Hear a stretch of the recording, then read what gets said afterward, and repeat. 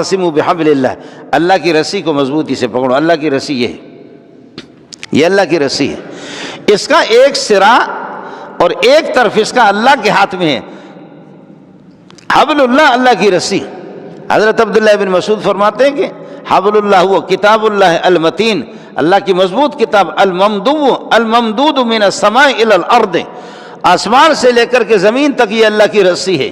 اللہ نے آسمان سے اس کو بھیجا ہے، زمین پہ تمہارے لیے بھیجا ہے۔ رسی میں کیا ہوتا ہے؟ جب کوئی آدمی کنویں میں گر جاتا ہے نا، کنویں میں گر جاتا ہے تو طاقتور 4-5 آدمی موٹی سی ایک رسی وہ نیچے ڈال دیتے، کہتے بابا اس رسی سے اپنے آپ کو باندھو، ہم لوگ طاقتور آپ کو کھینچ کر کے باہر لائیں گے، ورنہ ہم کیسے؟ کوئی نیچے اتر کر کے کندھے پر تو آپ کو نہیں کرے گا نا۔ کنویں میں تو گرا، موٹا تازہ آدمی، اوپر پہلوان ہے 3-4 ہے، مضبوط رسی انہوں نے بھیجی ہے، اس سے اپنے آپ کو باندھو۔ یا کوئی آدمی اندر چلا جاتا ہے، اس کے کمر کے ساتھ اس کو مضبوطی سے باندھتا ہے، وہ باہر آتا ہے، پھر کہتا ہے اب اس کو کھینچو۔ وہ تو چونکہ زخمی ہے، بے ہوش ہے، موٹا سا آدمی ہے، اس رسی کے ساتھ اس کو باندھا جاتا ہے تو پھر طاقتور اس کو اوپر کھینچ کر کے لے جاتے ہیں۔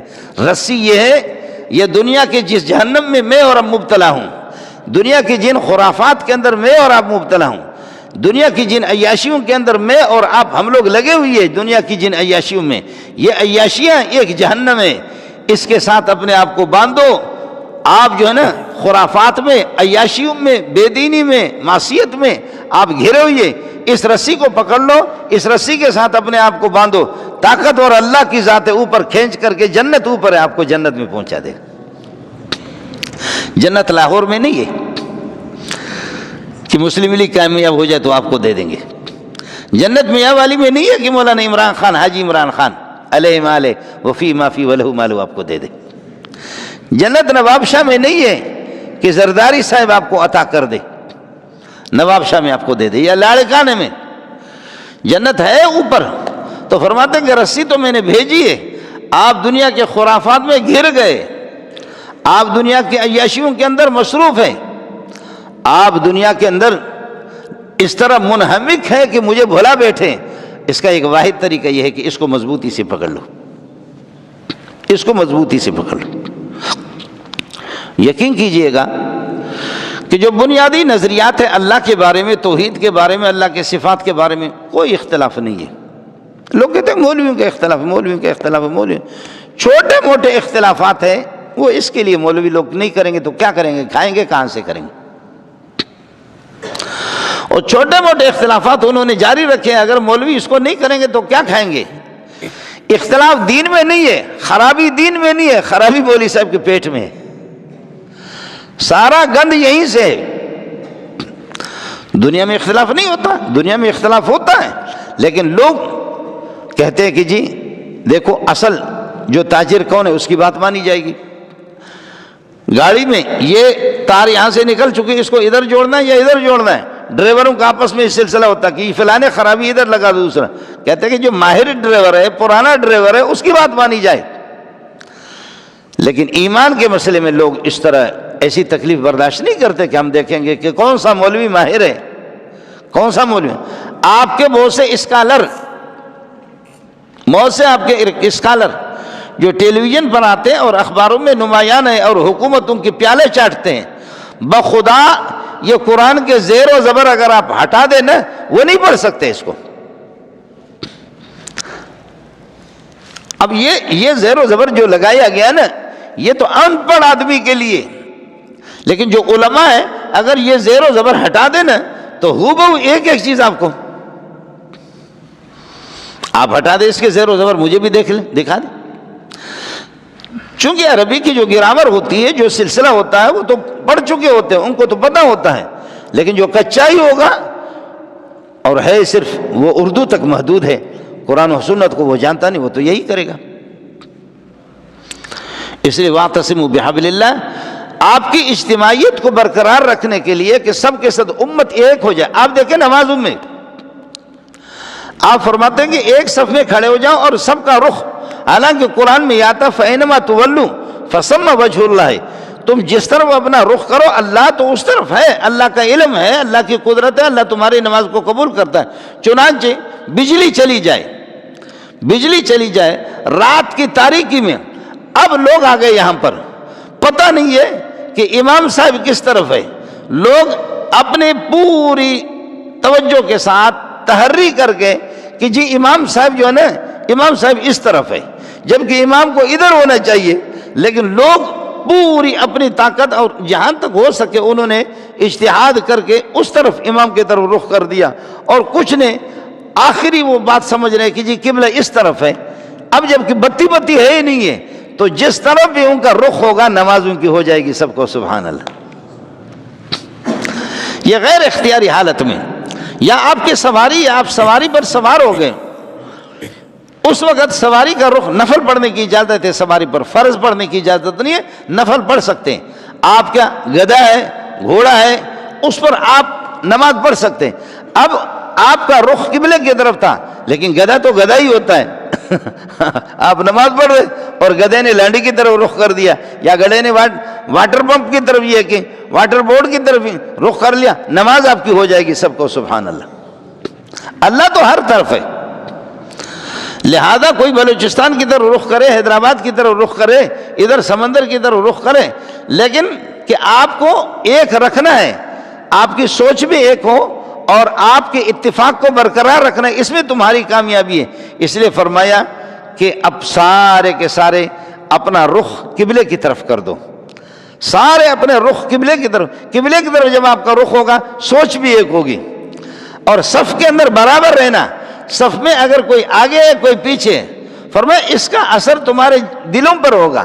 صف میں کوئی آگے نکلتا، لا تختلفوا فتختلف قلوبکم، آگے پیچھے نہ ہو جا ورنہ تمہارے دلوں میں بھی سلسلہ ہوگا۔ سبحان اللہ۔ یہ وہ چیزیں جن کو ہم نظر انداز کرتے ہیں، یہ وہ چیزیں اس طرف ہماری توجہ نہیں ہوتی، لیکن صف کے اندر کچھ لوگ آگے کچھ پیچھے، ہم تو اس کا اہتمام بھی نہیں کرتے صفوں کا کہ آپ کی ایڑیاں بالکل برابر ہوں۔ حضرت صلی اللہ علیہ وسلم نماز قائم کرنے سے پہلے، جماعت تکبیر تحریمہ سے پہلے بالکل دیکھتے تھے، کسی کو فرما رہے کہ تقدم یا فلان، ارے آپ تو پیچھے آگے ہو جاؤ، اور تاخر یا فلان، ارے تو آگے نکل چکا صفے سے، ذرا پیچھے ہو جاؤ۔ اس کے بعد پھر اللہ اکبر تکبیر شروع کرتے تھے۔ یہ کیا ہے؟ اس کا فلسفہ یہی ہے کہ جب صف ایک ہوگی، صف سیدھی ہوگی اور سب برابر کھڑے ہو جائیں گے، سب کا رخ ایک طرف ہو جائے گا، تو پھر اللہ دلوں کو بھی ایک کر دے گا۔ صف میں آگے پیچھے ہو جائیں گے، دلوں میں نیتیں بھی آگے پیچھے ہو جائیں گے، صف میں اختلاف ہوگا، دلوں میں اختلاف ہوگا، دلوں میں اختلاف ہوگا تو اس کا اثر فرمائے تمہارے چہروں پر بھی آئے گا، ایک نہیں ہو جاؤ گے تم۔ اجتماعیت کو برقرار رکھنے کے لیے آپ دیکھیں گے کہ آپ کے ملک کے اندر جو بڑے علماء ہیں ان کے طرف سے اتنا انتشار نہیں ہوتا، ان کے طرف سے یہ توڑ نہیں ہوتا، وہ چھوٹے چھوٹے جو ہوتے ہیں ملڑو، آپ نے دیکھا نا گدھا گاڑی کے اندر ایک بڑا سا گدھا ہوتا ہے اور ایک اس کے ساتھ چھوٹا سا گدھا، کبھی دو گدھے بھی باندھ دیتے، اس چھوٹے کو اردو والے کہتے ہیں پخ کہتے ہیں اس کو، تو بڑا بھی دوڑتا ہے۔ تو یہ چھوٹے چھوٹے باز جو ہوتے ہیں نا وہ پخ قسم کے، وہ سارا انہی کی وجہ سے۔ یہ جو لوگ آپ کو بتاتے ہیں نا شافعی ہے، مالکی ہے، حنبلی ہے، حنفی ہے، کوئی امام شافعی، مالک، ابو حنیفہ کے کوئی اختلاف نہیں ہے، چند فرعی مسائل میں، ایمانیات میں نہیں، نظریات میں نہیں، توحید میں نہیں، رسالت میں نہیں، مبدأ میں نہیں، آخرت کے سلسلے میں بھی نہیں، کوئی اختلاف نہیں۔ امام شافعی، مالک، احمد بن حنبل، میرے ماں باپ قربان جائے، بہت بڑے لوگ تھے، کوئی اختلاف نہیں۔ اختلاف چند فرعی مسائل کے اندر ہے، چند فرعی مسائل میں۔ اس سے کیا فرق پڑے گا کہ آپ اپنے کانوں کے لو تک ہاتھ اٹھائیں یا کندھوں تک آپ ہاتھ اٹھائیں، اس سے کیا فرق؟ یہ اختلاف ہے۔ یہ کون سا اختلاف ہے کہ آپ نے سینے پر ہاتھ باندھ دیا یا آپ نے ناف کے نیچے ہاتھ باندھ دیا، اس میں کون سا اختلاف ہے؟ ابو حنیفہ کہتے ہیں کہ ناف کے نیچے، ناف پہ ہاتھ باندھو، اور امام شافعی کہتے ہیں یہ کوئی اختلاف ہی نہیں ہے۔ ابو حنیفہ یہ نہیں کہتا کہ جو ناف کے نیچے ہاتھ رکھتے ہیں ان کی نماز ہوگی، جو سینے پر رکھتے ہیں ان کی نماز نہیں ہوگی۔ سینے والے یہ نہیں کہتا کہ جو سینے پر ہاتھ رکھتے ہیں وہ ناف کے نیچے جو رکھتے ہیں ان کی نماز نہیں ہوگی۔ رفع یدین کا کہ رکوع سے پہلے رفع یدین کریں، رکوع کے بعد رفع یدین کریں، جو کرتے تو ان کی نماز ہوگی، نہیں کرتے ان کی نماز، کوئی ایسا اختلاف نہیں، سب کی نمازیں ہو جاتی ہے۔ یہ اس قسم کے چھیڑ چھاڑ، اس قسم کے مسائل میں الجھانے والا وہ ملا نہیں ہوتے، علماء یہ ملڑو ہوتے ہیں، ملا نہیں ہوتے، وہ ملڑو ہوتے ہیں۔ آپ یہ دیکھیں نا کہ تبلیغی جماعت اس قسم کے اختلافی مسائل میں وہ بالکل ہے ہی نہیں، ملوث ہی نہیں ہے۔ بعض باریک باتیں ہوتی ہے، تبلیغ والے کہتے ہیں کہ پہلے بتاؤ کہ فجر کی 2 رکعت سنت میں اور 2 رکعت فرض، اور ظہر کی 4 رکعت سنت پہلے اور 4 رکعت فرض، 2 رکعت بعد میں سنت، عصر کی 4 رکعت فرض، مغرب کی 3 رکعت فرض، عشاء کی 4 رکعت فرض، 3 رکعت وتر۔ تبلیغ والے کہتے ہیں اس میں کس کا اختلاف ہے؟ اگر آپ ان کو گھما پھرا کر کے الجھانے کی کوشش کرتے ہیں نا، کہتے ہیں بھائی یہ باتیں تو بڑوں کی ہے، یہ باتیں علماء کی ہے، یہ باتیں تو علماء کی ہے۔ حضرت اقدس مولانا ظفر علی خان رحمۃ اللہ علیہ کسی نے پیچھے سے اللہ کو نماز میں کھڑے ہو کر کے حضرت نے کہا کہ غیر المغضوب علیہم ولا الضالین، تو پیچھے ایک داڑھی منڈا نے کہا آمین۔ اب یہ دیکھیں نا کہ یہ نماز نہیں ہے، یہ لڑائی ہے۔ اب امام شافعی زور سے آمین کہتا ہے، امام مالک زور سے کہتا ہے، تو لیکن اس زور کا جہر جو حدیث میں آتا ہے اس کی حد یہ آمین، یہ تو لاؤڈ میں پھر بھی آپ کے بس آمین، اور اس سے یہ جہر آمین ہے، اور آمین یہ آمین نہیں ہے، یہ جہر آمین ہے، یہ اعلان آمین ہے۔ اس کا بچہ گم ہو گیا، اس کا بچہ گم ہو گیا اور اس کے پیسے گم ہو گئے۔ یہ مجھے جلانے کے لیے کہ جو لوگ زور سے، یہ کوئی مسئلہ ہی نہیں تھا۔ تو حضرت اقدس مولانا ظفر علی خان رحمۃ اللہ علیہ جب سلام پھیرا، فرمانے لگے یہ کون نہ تھا؟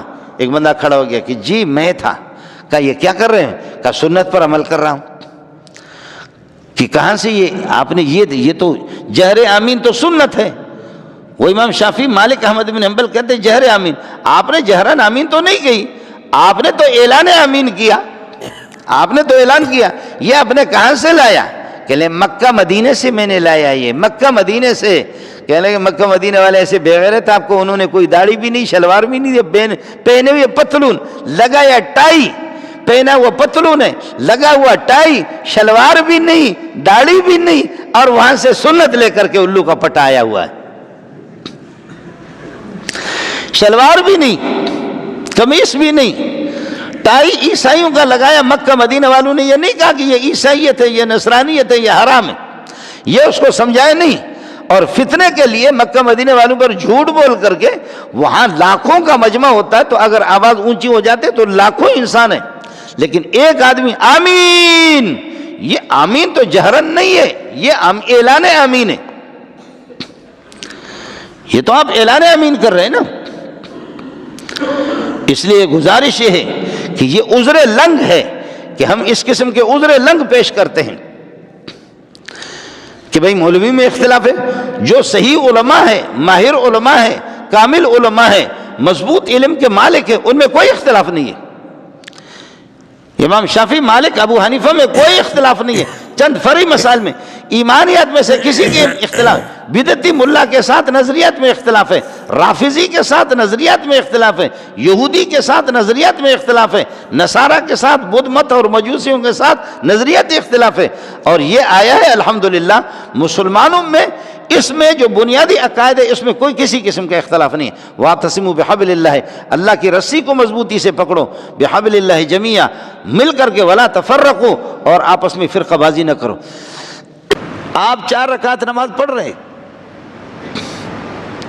آپ نے التحیات جب پورا کر لی، اشہد ان لا الہ الا اللہ واشہد ان محمد عبدہ ورسولہ، اس کے بعد آپ نے پڑھ لیا اللہم صلی علی محمد وعلی آل محمد کما صلیت، یہاں تک صلی علی محمد وعلی آل محمد، یہاں تک تاخیر کی، آپ نے تاخیر کی تو آپ کو فوراً قاعدہ اولا 4 رکعت والی نماز میں تشہد پڑھ کر کے پھر کھڑا ہونا تھا، لیکن آپ نے درود پڑھ لیا، اور وہ بھی نماز میں مسجد میں درود پڑھ رہے، لیکن نماز آپ کی غلط ہو گئی، اس کی تلافی، اس کا تدارک آخر میں آپ یہ ہے کہ ایک تشہد پڑھ کر کے سلام ایک طرف پھیر کر کے سجدہ سہو کریں گے، اور سجدہ سہو کے بعد پھر تشہد اور درود پڑھیں گے، پھر آپ کی نماز ہوگی، ورنہ وہ نماز مکروہ تحریمی ہوگی۔ سبحان اللہ، قصور آپ نے کیا کیا؟ آپ کی ظہر کی 4 رکعت والی نماز ہے، 2 رکعت پر آپ نے تشہد پڑھا اور تشہد سے اوپر اللہم صلی علی محمد درود پڑھ لیا، لیکن آپ نے تاخیر کی۔ اور حدیث میں آتا ہے کہ جب پہلے تشہد کو محمد رسول اللہ تشہد کو جب پورا کرتے ہیں تو جیسے کوئی انگاروں پر کھڑا نہیں ہو سکتا، انگاروں پر کوئی بیٹھتا نہیں ہے، آدمی ہٹ جائے گا، تو فرمایا ایسے جلدی کھڑے ہو جاتے گویا کہ انگاروں پر ہے۔ اس لیے امام ابو حنیفہ رحمۃ اللہ نے فتویٰ دیا کہ اگر درود پڑے گا تو سجدہ سب اس پر ہوگا۔